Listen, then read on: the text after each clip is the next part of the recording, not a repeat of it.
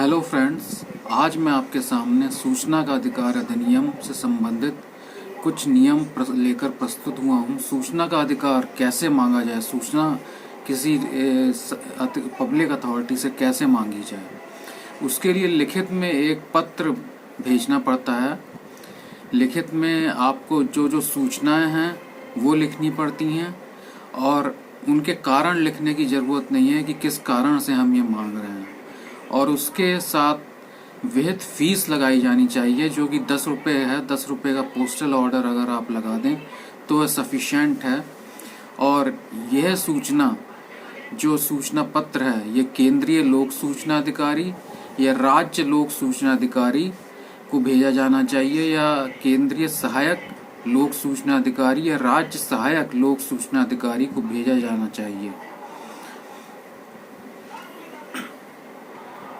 यदि ये पत्र पहुंचता है संबंधित अधिकारी के पास डाक द्वारा, तो अगर उसको लगता है कि ये मेरे अधिकार से संबंधित नहीं है या ये जो सूचना मांगी गई है ये किसी और पब्लिक अथॉरिटी से संबंधित है, तो वो उस सूचना पत्र को किसी दूसरे संबंधित प्राधिकृत अधिकारी है उसको भेज देगा। लेकिन ये प्रक्रिया 5 दिन के अंदर हो जानी चाहिए।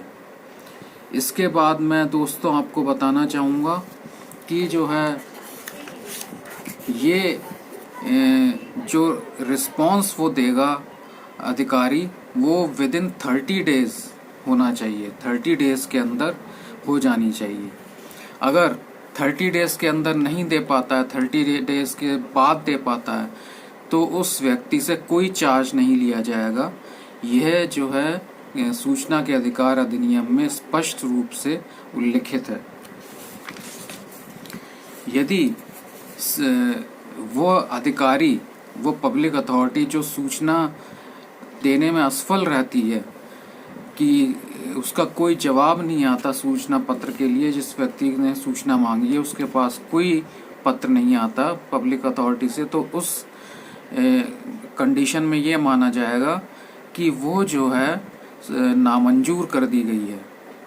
और यदि जवाब आता है और उसमें लिखा जाता है कि ये जो है इसमें हमें और फीस चाहिए, ये जो है आपने जो मांगा है इसकी जैसे फोटोकॉपी मांगी है सूचना प्राप्त करने वाले व्यक्ति ने, तो उसके लिए और फीस चाहिए, तो उस फीस को वो जो है लिख के भेजेगा कि हम इतनी फीस की ज़रूरत और है, इतना हमारे स्टाफ इसमें लगेगा, इतने दिन लगेंगे, और ये जो है फीस हमें और भेजी जाए।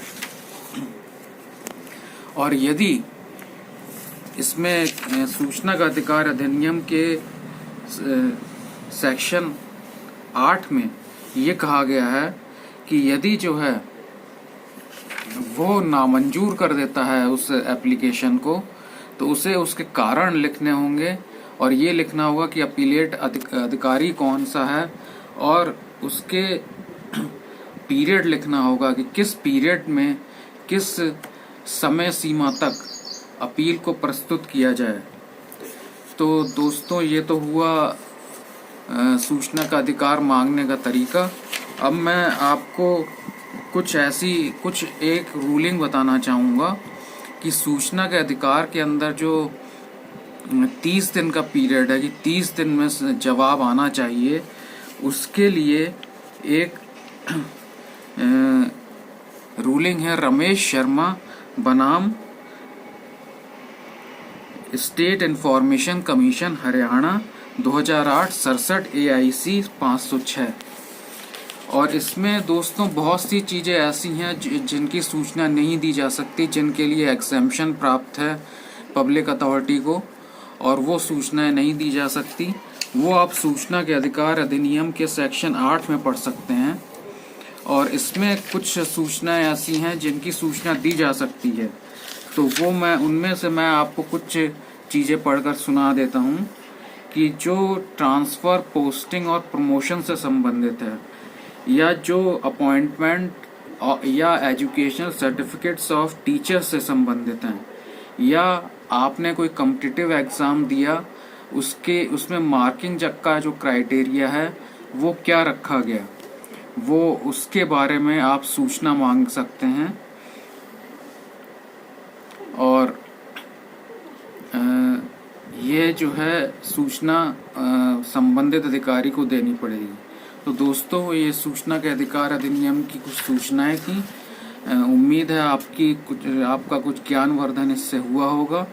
और इस चैनल को, मेरे चैनल को सब्सक्राइब करें, इससे मुझे मोटिवेशन मिलेगा कि मैं जो है आपको और अच्छी जानकारियां दे सकूं।